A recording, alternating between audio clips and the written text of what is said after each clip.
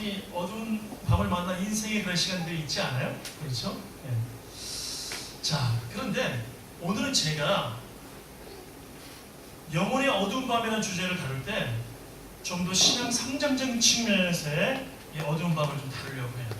그래서 아직 믿음이 아주 기초적인 분들은 조금 낯설 수도 있지만 중요한 건 뭐냐면 여러분들이 언젠가는 경험하게 되어지고 겪게 되어지고 통과하게 되는 것이기 때문에 지금 여러분이 잘 말씀을 들어두면 여러분의 영혼에 아주 귀한 또 말씀이 될 줄을 저는 하나님의 말씀이 될 줄을 믿습니다.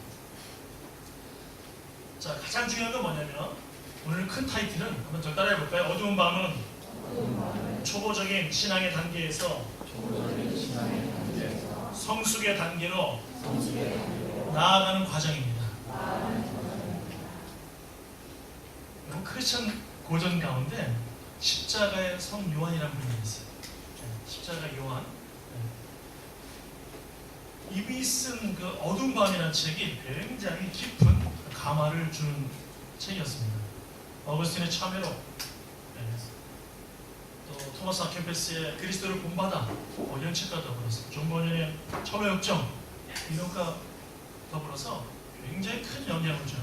오, 나왔어요. 할렐루야. 야, 기도하니까 큰 타이틀 나왔어요. 어유, 감사합니다. 아유, 얼마나 감사해야겠냐. 미안합니다. 한 번 더 읽겠습니다. 시작. 어두운 밤은 초보적인 신앙의 단계에서 성숙의 단계로 나아가는 과정입니다. 아멘.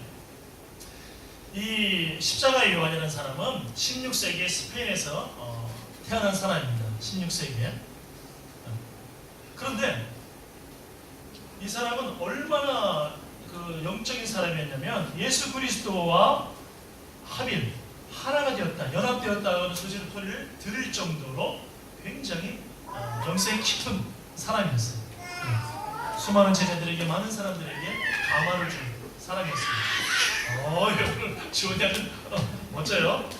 남자가 이 정도 돼야죠, 그렇죠? 제가 언젠가 말씀드렸지만 예수님이요, 어린이들이 소리 지르고 울어대요. 너무너무 좋아하셔. 네. 어린이만, 예수님이 어린이를 너무 사랑해요. 그래, 또 우세요. 괜찮아요. 우리 예수님이 어린이 얼마나 좋아하시는구나. 네. 자, 그런데 이 사람이 얼마나 신령하냐면 이 사람은 세상을 떠날 적에도요, 생명이 주는, 예수님이 주는, 예수와 함께 된 그 기쁨이 너무 커서 아주 환한 웃음 가운데, 즐거운 가운데 주님 품에 안긴 사람입니다.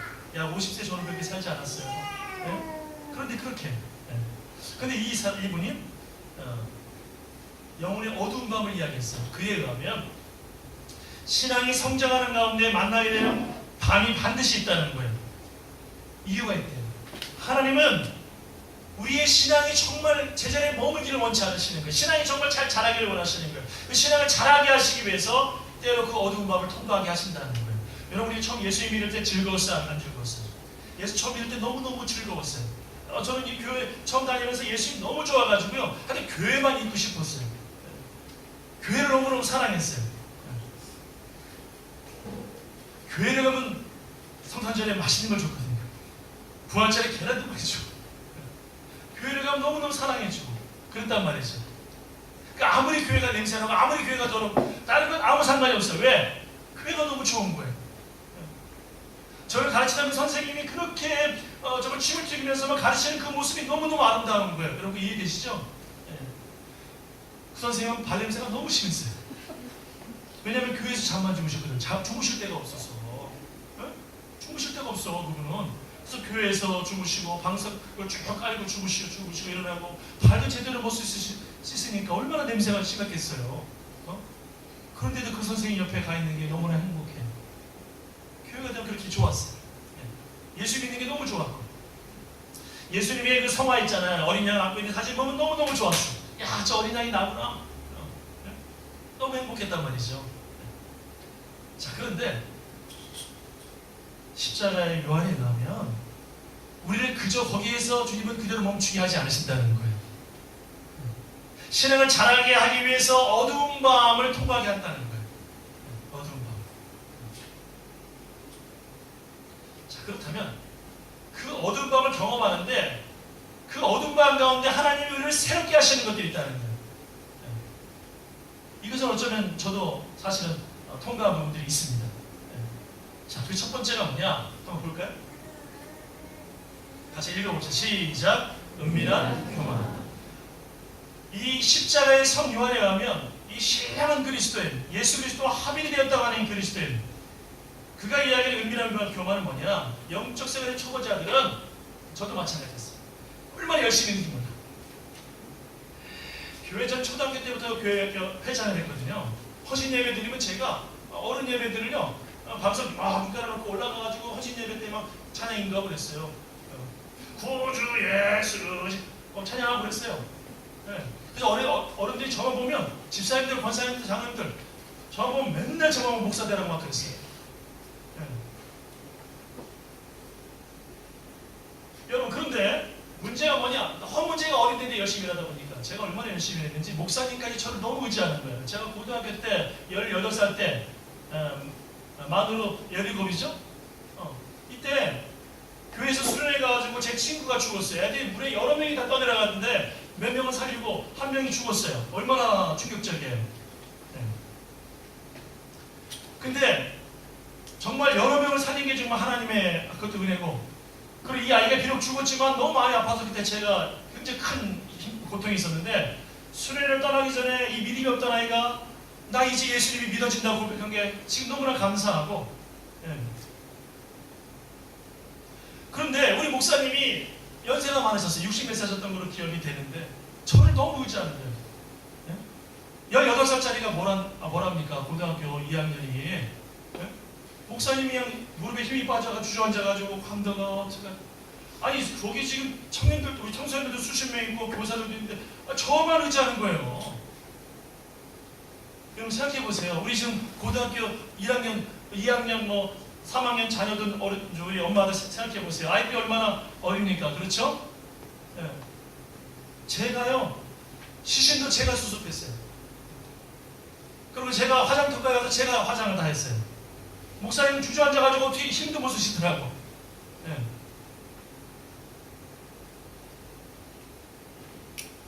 그래서 모든 걸 제가 어린데 다 했던 거예요. 네. 그렇게 제가 교회를 아주 직접적으로 앞에서 너무나 많은 일들을 어린아이가 한 거예요. 청소년이. 물론 제가 단단해진 부분은 없지 않아 있습니다. 그런 것들을 겪으면서. 그렇지만 저도 그 나이를 못 속이거든요. 근데 문제는 뭐냐? 이렇게 다 열심히 하잖아요.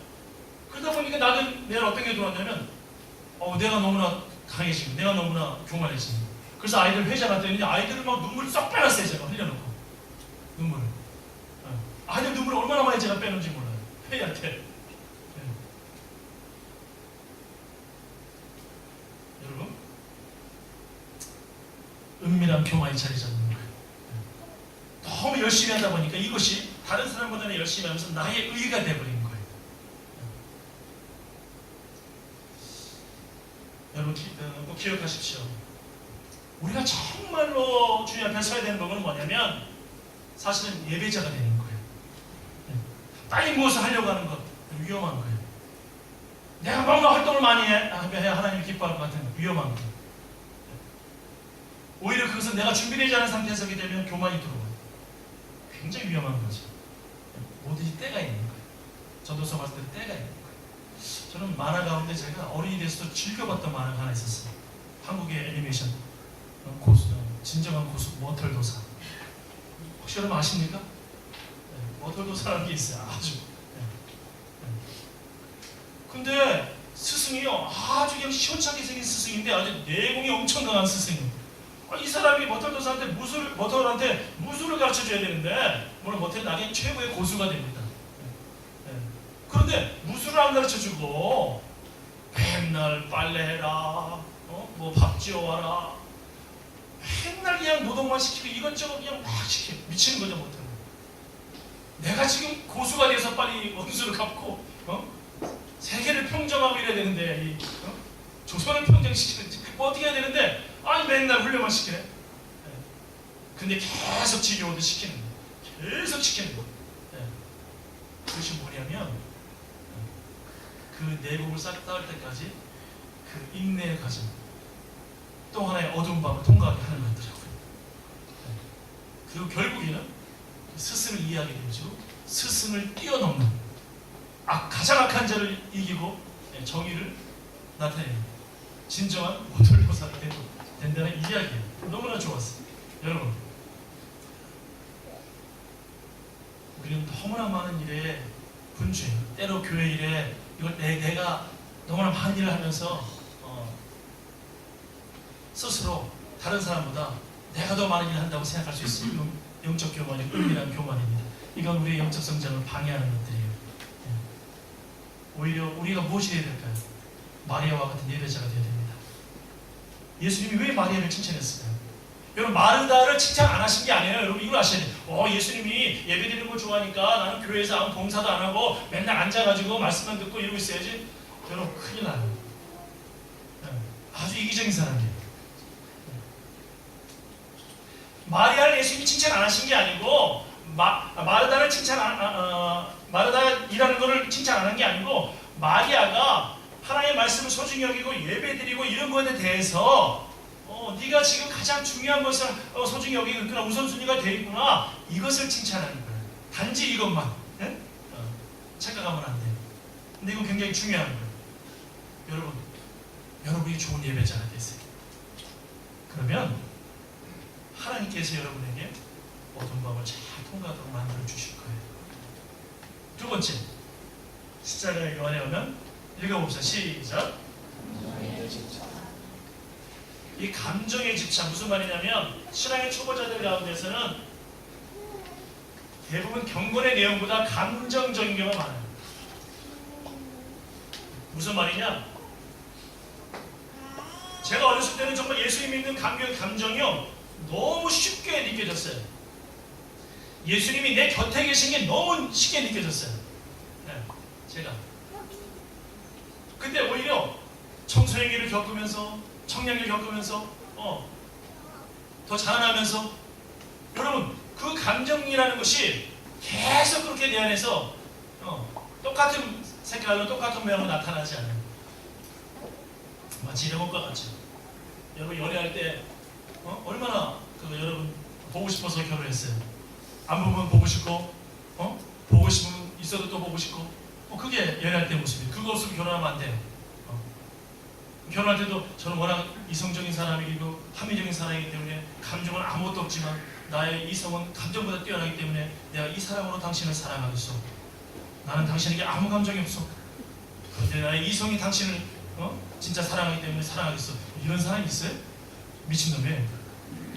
여자들은 그런 사람 결혼하면 안 돼요.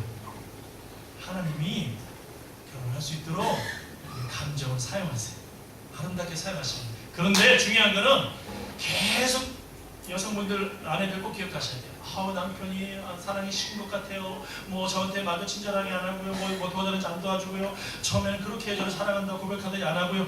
여러분, 40대, 50대, 60대도 젊을 때처럼 그런 마음으로 살아가면요, 남자들 죽어요.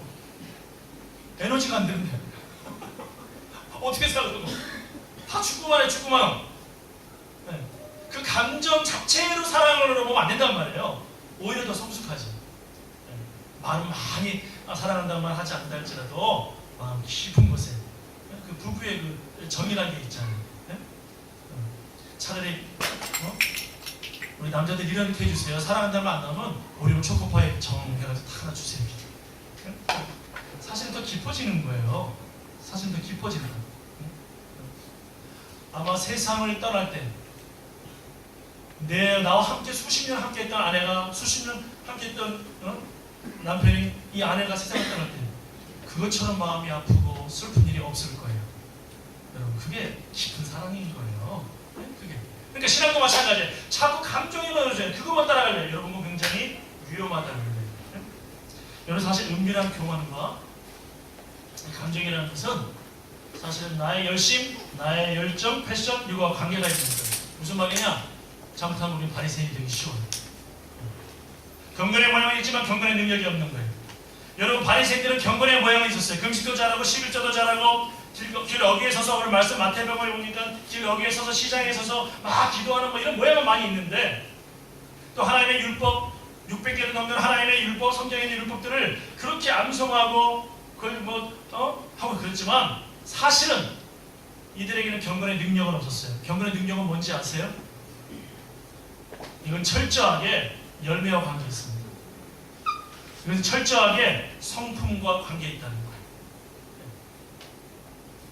한국의 제자훈련이나 양육이 참 굉장히 좋은 영향을 많이 끼쳤어요. 저도 제자훈련 교관을 오랫동안 했었고 1대2 양육도 오래 해왔었고 그랬었어요. 참 좋아요. 이거 정말 귀한 거예요. 그런데 지금 그 상황, 그 컨텍스트에서는 굉장히 중요한 역할을 해온 거예요. 그러나 지금 이 시대는 또 하나의 과제를 남겼어요. 그게 뭐냐면 성품 훈련을 시키지 못한 거예요. 그 훈련에서 지금 가장 큰 실수가 나오게 된 거예요. 지금 왜냐? 그 귀한 제자 훈련의 가장 중심적인 교회가 그 큰 몸살을 앓고 있어요. 아픔을 많이 겪고 있어요. 이런 것들이 무엇을 이야기할까요? 바로 성품 훈련을 하지 못했다는 거예요. 여러분, 이 은밀한 교만과 감정은요, 사실은 성품을 만들지를 못해요.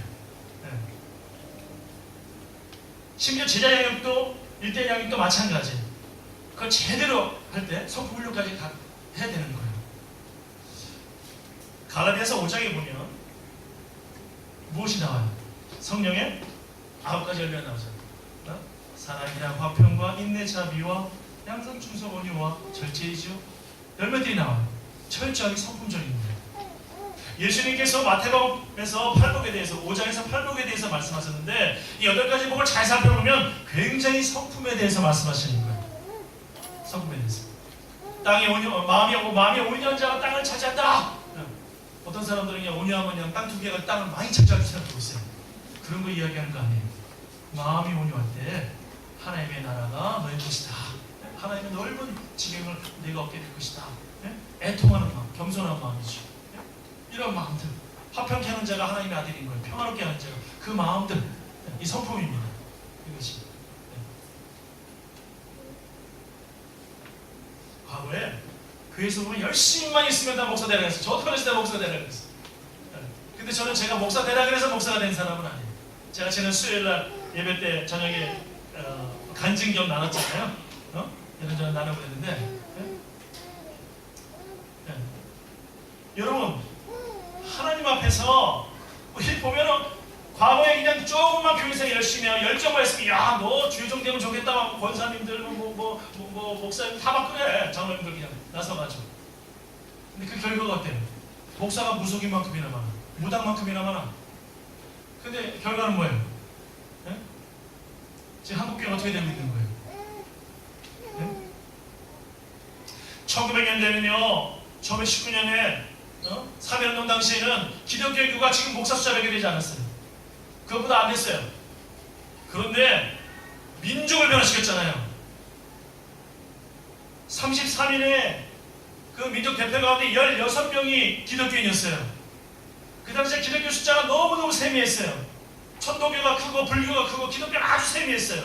그런데도 길선주 목사님을 비롯해서 평양 대부분 주역이었던 길선주 목사님을 비롯해서 16명이 그렇게 헌신하고 수고하고 그리고 자리를 탐내지 않았어요. 기독교인들을 리드해주고 그랬는데 그런데도 불구하고 자리를 탐내지 않고 제일 많았어요. 16명. 그런데도 길선주 목사님이 내가 여기 대표하지 않겠다고 천도교 손병희 씨한테 양보했어요. 다른 종교는 어떠냐고. 또 이러면은 요즘에 기독교 보수단체, 보수 사람들은 뭐라고 얘기하냐면 야, 저 에큐메니카는 저거는 이단이다 저는 혼합정교다 이럴 거야 아마. 예? 다 천도교, 불교의 사람한테 이런 맡기고 같이 움직였으니까 저건 혼합정교다. 여러분, 그런 정말 비상식적인 얘기를 하지 말란 말이에요. 신앙은 균형입니다. 잘라도 치우치면 안 되고 물어도 치우치면 안 돼요. 그 밸런스를 잘 가져야 된단 말이에요. 제가 누차 부족하지만 그래도 저도 그걸 방향을 보고 나가려고 노력하거든요. 그 만났던 그 친구가 우리 통역해주던 조나단이라는 친구가 와, 저한테 희망을 주더라고요. 목사님, 제가 목사님한테 신앙의 과체를 잘 배웠대. 목사님 굉장히 밸런스를 가르쳐 주셨대. 야, 네가 나의 띠아버지를 알고 있구나. 이것을 알게 하시는 네가 아닙니다. 어떻게 나를 알더라. 제가 부족하지만 그걸 지향하거든요. 이게 중요한 거예요. 여러분, 신앙할 때는 너무 한쪽으로 보수를 나가도 위험하고요. 자유주의 나라도 위험하고요. 가운데서 최대한 여기서 나가려고 노력을 해야 되는 거예요. 본질이 중요한 거예요, 여러분. 제가 한 달에 한 번 정도는 앞으로 질문을 받아서 설교를 하려고 해요. 질문이 여러 개 있는데 감히 말을 못하는 친구들도 있더라고요. 제가 그것도 종합해서 앞으로는 그렇게 한번 말씀 나눌까 하는 생각이 있어요, 지금. 자, 그런데 아니 아무만 목사되라 그러니까 이분들이 목사가 되고 근데 성품의 훈련이 되지 않았는데 신학교를 간 거예요 다. 저는요 개인적으로 목회자 될 사람들은 콜링의 두 가지의 밸런스를 갖춰야 된다고 저는 믿어요. 확신이 있어요. 내적 콜링과 외적 콜링 두 가지가 맞아야 돼요. 내적 콜링은 나의 확신입니다. 외적 콜링은요 외부 사람들이 인정하는 콜링이에요. 성품의 콜링 두 가지가 맞았다는 거죠. 내적 콜링만 있는 사람이 신학교는 사람들 다 괴롭습니다. 성품이 다듬어지지 않아서 무지 힘든 거예요. 뭐든지 내 중심이야. 아, 주의 종이 말씀이니까 다 듣기 바랍니다. 할렐루야. 하면서 아니라는 거예요. 그런 거 아니라는 거예요. 여러분 제가 군대에 있을 때 고통스러운 게 뭐였냐면 가장 이기적이고 가장 헌신하려고 하지 않고 가장 내부 생활 잘 안 하려고 하는 애들이 기독교인들이에요. 더 기쁜 건 신학생들이야. 네? 교회만 가면 예배드리러 가면 그냥 제대로 안 돌아와. 1인병 때 힘드니까. 네? 가가지고 열심히 그냥 선배들 고참들 그냥 식기도 닦아야 되고 겨울에 손이 부르터도 닦아야 되고요. 침상도 열심히 빡빡 민주로 닦아야 돼. 냄새 나면 치약을 쫙 뿌려가지고요. 물 타고 가지고 쫙 닦아놓으면 냄새가 향기로워져요. 치약이 최고의 향기예요. 네? 그런 일을 해야지, 그런 일을. 저는 예배 드리면요, 성가대에서 딱 하면 바로 대게 들어와가지고요, 팍팍 지었어요. 다 닦고, 네, 식기 닦고. 네. 그랬더니 나중에 고참들이요, 팀스피리트 훈련 뛰고, 여러 가지 막 전투 지휘 훈련을 받고, 얼마나 밤새면서 고생 많이 해요. 스트레스 엄청나요, 고참들이. 아무도 못 가, 군대를, 저 교회를. 절대 가서는 안 돼. 한 사람이 너무 필요한 거예요. 야, 근데 그때 수요일인데도 주일날 뿐만이 아니라 고참들이 고위병 일로 와라 그러더라고. 딱 갔더니 가서 교회에 가서 혼자 다 가지 말고 혼자 가서 우리 대대를 위해서 기도해달래. 너무 고통스러우니까 네가 믿는 하나님한테 우리에게 좀 힘을 좀 주시라고 기도해라 그러더라고. 그래서 알겠습니다 하고 내가 단결하고 갔다 왔죠. 저 혼자 보내줬어요. 근데 꼭 사고치고 어리버리하고 꼭 아이들 고참되면 괴롭히고 이런 애들이 기독교인이 많은 거예요. 이게 어떻게 하면 좋아요? 어떻게 하면 좋아요? 성품 훈련이 안 돼버린 거예요. 이기적인 거예요. 하나님이 나를 사랑하셔서 구원하셨다. 맨날 그 얘기만 듣는 거야. 나 칭찬받는 이야기만 듣는 거야. 그러니까 내 중심이 돼버린 거야. 우주의 중심이 내가 돼버린 거예요. 슬픈 일이죠. 이거 아니란 말이에요. 응? 이런 모든 것들이 바로 은밀한 교만, 또 감정적인 신앙, 열매, 성품과 관계하고 수고는 하려고 하지 않는 이런 거 관계가 있단 말이에요. 다시 말해서 사실은 목회자가 되려면 어떻게 되냐면요, 다른 사람과의 관계적인 성품을 잘해야 돼. 첫 번째, 어른들하고 잘해야 돼. 저는 어른들하고 잘 못하는 사람 목사 되면 안 됩니다.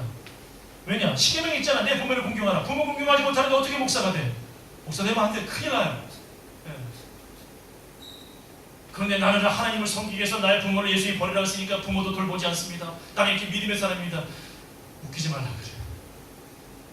고르바. 하나님께 드리면 됐어요. 부모님 안 섬기셔도 돼요. 그것같이 악한 게 없다고 예수님이 책망하신 거예요. 이 밸런스, 이 균형을 잘 찾아야 되는 거예요. 그리고 젊은 사람들, 어린아이들, 또 친구들, 여기서 이렇게 서로 인정해주고 축복하고 사는 거예요. 이게 굉장히 중요해요. 굉장히 중요해요.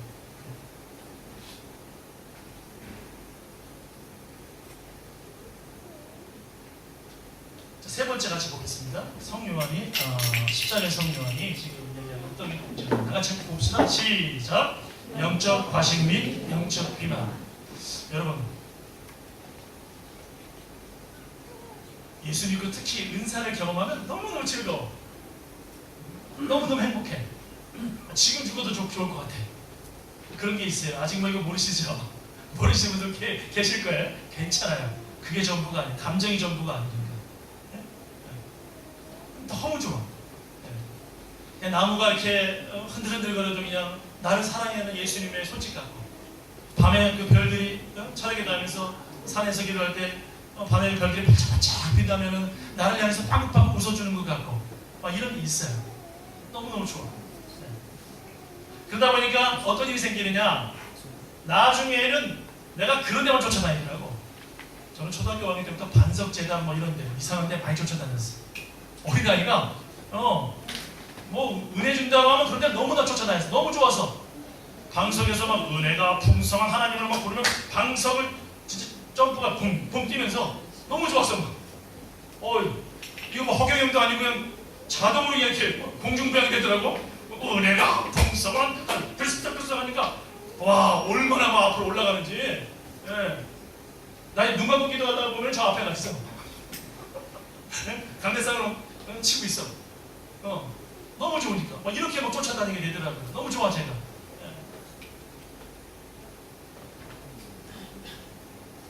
근데 이와 반대로 또 여러분 죄송합니다.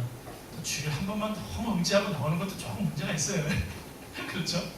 수요일 예배 때 나와서 같이 찬양도 하고 말씀드리고 기도하고 교제하고 이러면 얼마나 좋아요? 그렇죠? 한 번만 나오는 것도 좋은 건 아니에요. 물론 그렇다고 주님이 여러분을 싫어하진 않아요. 주님이 여러분을 너무너무 사랑하시니까. 그렇지만 좀 더 가까이.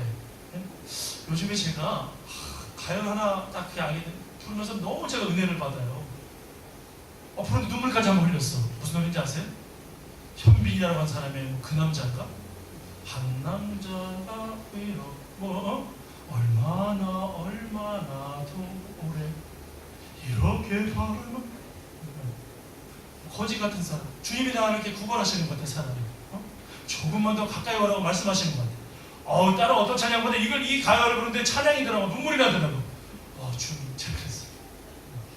제 장신대 신학교에서 떠났던 분하고 옛날에 영동교회 담임 목사니까 그 김 목사님 그분은 가요에 나타난 가요를 가지고 그리스도의 사랑을 논문으로 쓴 게 있어요. 그 정도로. 가요도요, 옛날 가사들은 기가 막혀. 요즘 가사들은 왜 그래? 죄송합니다, 정리들. 옛날 가사는 너무너무 좋았어. 심지어 제가 그렇게 트롯이라는 걸 별로 안 좋아하거든요. 저도 왜 클래식을 전공했었잖아요. 네?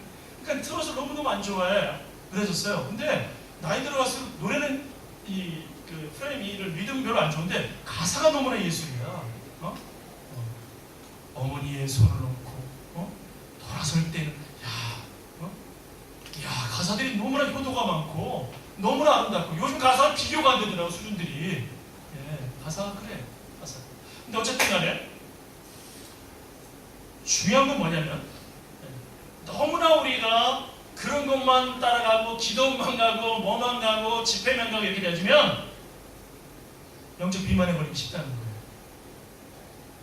수많은 당분을 섭취했는데 이것을 운동을 해야 돼. 복음을 전하고 전도하고 함께 만나는 시간이 많아야 될 것 사람들은 이게 너무 줄어들어 버리는 거예요. 언밸런스가 되는 거예요. 이게 굉장히 심각한 영적 질병을 가져올 수 있다. 가장 좋은 걸 먹었는데 이것이 영적 비만으로 갈 수도 있다는 거예요. 이걸 좀 잘 깨달아야 된단 말이에요. 지금 십자가의 성령은 이것을 이야기하고 있습니다. 이거 꼭 잘 기억하셔야 돼요. 이거 아직 정말 깨닫기 쉽지 않을 거예요. 문제가 뭐냐? 이렇게 되어지면 너무나 많은 것을 먹게 되어지고 그러면 내가 착각이 들어져요. 내가 너무나 그냥 굉장히 영적인 거장이 된 것 같아. 거장이 된 것 같아. 근데 복음을 수많은 사람이 전도도 하지 않아. 삶에서 성품적으로 그 능력이 나타나지 않아. 근데 이것이 한쪽으로 이렇게 축구가 열려버려요. 이 건강 자체가. 바디는 비만으로 가는데 이것은 뭐로 가냐면 바리새인. 남을 판단하는 걸로 간다는 거예요. 남을 판단하게 되어지는 거예요. 야, 난 이렇게 신령한 일들을 많이 하는데 너 왜 이렇게 하지 않고 있니?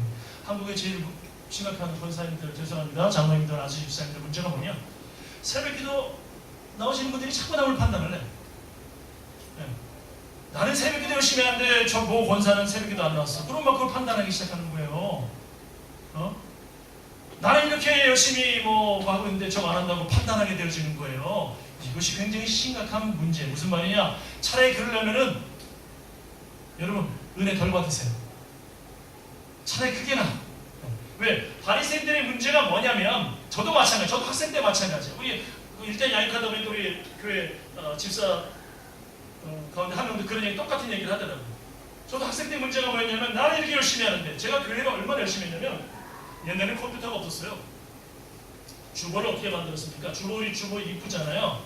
옛날에 주보를 타자로 쳐가지고요. 등사기 아시죠? 등사기. 홍집사님 등사기 아세요? 아시죠? 그 밀었잖아요. 밀었어. 예, 저보다 더 그 세대시죠. 예? 그럼 이게 여기다 딱 이렇게 수건 같은 거 씌우고 등사기 가지고 그걸 미는 거예요. 그것을 계속해서 몸에 다 묻혀가면서 그걸 뽑아내고 얼마나 힘든지 몰라요. 더운 여름에 에어컨도 없거든요. 그걸 다 만들어가지고 막 섬기고 막 하고 그랬어요. 열심히. 계속 오랫동안. 그러다 보니까 어떤 문제가 발생하냐면 제가 그렇게 안 하는 친구들에 대해서 화가 나더라고요. 화가 나더라고요. 제가. 나는 이렇게 하는데 나도 모르는 사이에 그 판단이 늘어나게 되더라고요. 그런데 하나님께서 저에게 어두운 밤을 통과하게 하시더라고요. 자, 언제가 말씀드렸죠? 제 삶의 터닝포인트는 20살 때입니다. 20살 때. 19살 때 그렇게 힘들다가 20살 때 터닝포인트가 된 거예요. 제가 와르르 깨지고 말았어요. 완전히 깨져버렸어요. 아직도 더 깨져야 돼.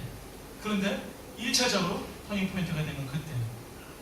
그 이후로 저의 입에 다른 사람을 칭찬하는 말이 많아지기 시작했어요. 그 사람의 장점들을 더 바라보는 일이 많아지기 시작했어요. 근데 그러면서 놀라운 일은 뭐냐면 주님이 나를 그렇게 바라봐 주시는 걸 경험하게 됐어요. 여러분, 성경에 외식을 한다 그러잖아요. 제 제자들 때 말씀드렸죠. 어떤 집사님은 저 초등학교 나오신 집사님 그러시더라고. 거기에는 포항공대 이재성 집사님은 우리는 임재성 집사님이 아니지? 재성이가 있죠? 총림 회장이 집사 나중에 돼야 돼요. 근데 그 이재성 집사님은 포항공대 부총장까지 한 분입니다. 이분이 어떤 분은 초등학교 나오신 분이십니다. 다 참그룹에서 하는데 이분이 얼마나 상식이 없으시냐면 성경에 외식을 얘기하는데 이걸 우리가 앞으로 어떻게 적용할 것인가 얘기 나눴더니 제가 앞으로 밖에 나가서 밥 먹는 사치를 줄이겠습니다 그러더라고요. 그러니까 이재성 집사님 듣기에는 진짜 그렇죠? 그런데 놀라운 건 뭐냐면 그 이재성 집사님이 마지막 마치면서 그 집사님한테 내가 가장 은혜를 받았다. 배달하고 그렇게 졸리는데도 열심히 숙제해오고 열심히 참여하고 욱박하면서 다시 하고 기도하고 같이 제가 안 만나려고 했어요. 그런데도 그렇게 해내고 그런 걸 보면서 자기가 정말 반성했다. 은혜 정말 많이 받았다고 감사합니다. 그렇게 되었어요. 여러분 외식은요 사실은 신앙에 그렇게 내가 깊지 않다고 생각하는 사람들 외식하지 않아요. 무슨 말이냐면 주일날 교회 왔어. 근데 밖에 나와서 또 술 먹었어. 술 취했어. 근데 그래도 주님 죄송해요. 내가 부족해요. 또 왔어. 이 사람은 외식하는 사람이 아니에요. 외식은 누가 하냐면 그 당시에 세리들이 외식하는 게 아니에요. 청년들이 외식한 게 아니에요. 바리새인들이 외식한 거예요. 외식의 현주소는 바리새인입니다. 무슨 말이냐면 신앙이 깊이 있다고 생각하는 사람들, 은밀한 교만들, 감정에 치우친 사람들, 그러나 열명 없는 사람들, 바로 그들이 외식하는 사람들인 거예요. 그래서 예수님이 그들을 향해서 회칠한 무덤이라고 말씀했다는 거예요.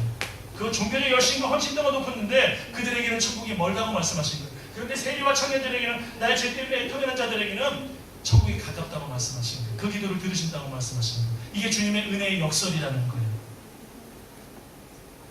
가장 중요한 이것을 놓치면 안 됩니다.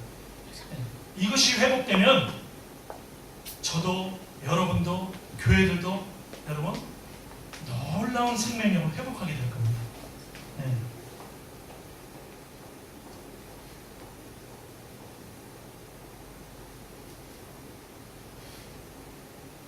여러분의 헌금의 액수가 나보다 조금 많은 것을 경건으로 절대 착각하지 마세요. 그건 하나님께 당연히 드리는 겁니다. 하나님은 당연하게 생각하십니다. 그걸 여러분이 의라고 한 번도 하나님 생각하지 않으세요. 네. 다른 사람과 비교해서 그것을 나의 의로움으로 둔갑시키지 마세요. 거기 희망이 없습니다. 생명이 없어요.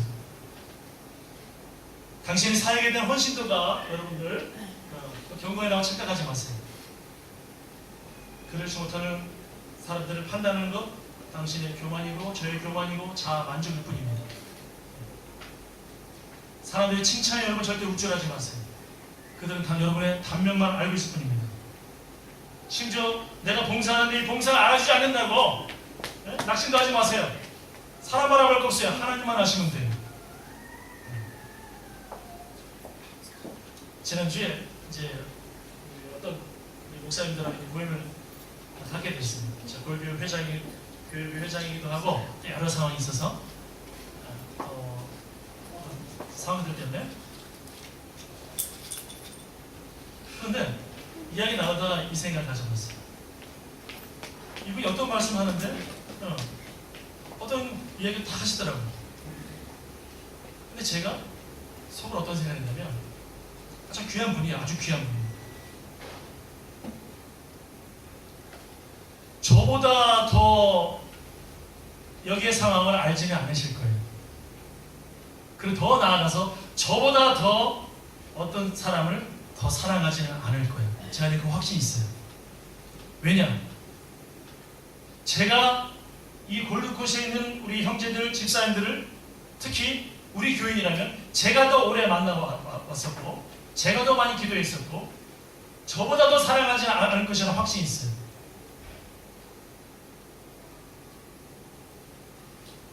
그런데 이분들은 뭐예요? 맞긴 맞아요. 근데 아주 단편적인 거예요. 혹시라도 그분들이 단편적으로 말하는 칭찬에 절대 여러분 동요되면 안 돼요.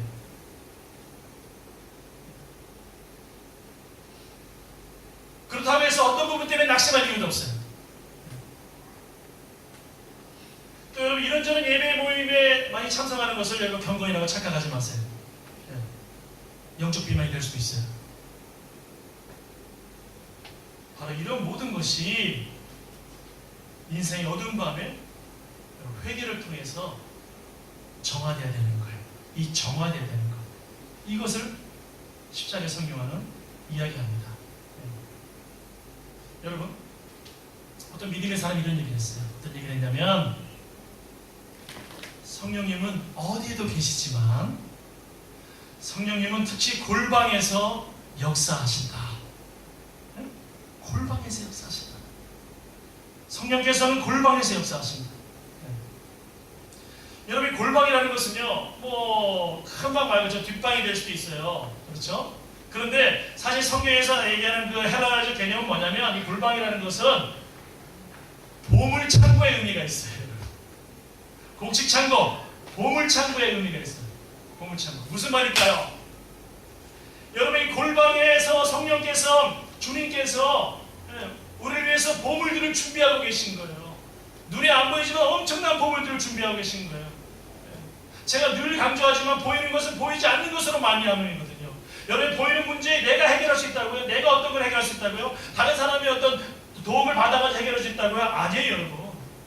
보이지 않는 하나님이 여러분을 충분히 도울 수 있는 분이고 그분이 없으면 아무것도 안 될 거예요.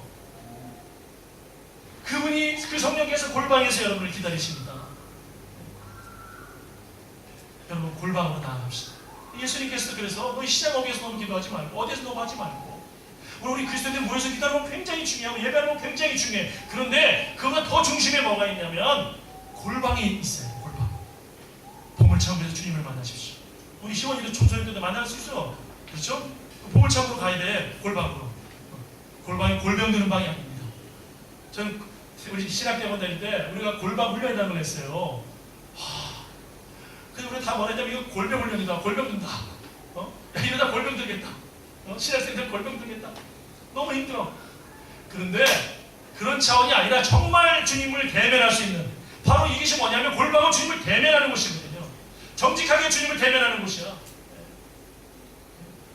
나의 기도의 톤이라든지 나의 기도의 어떤 정직함이라든지 그 모든 것 이건 예수 그리스도 나를 가장 잘 아시는 그분 앞에서 내가 대면하면서 드려야 되기 때문에 여기에서 주님께서 나를 빚어가시고 새롭게 하시고 축복하시는 그 보물은 엄청난 거예요 여러분.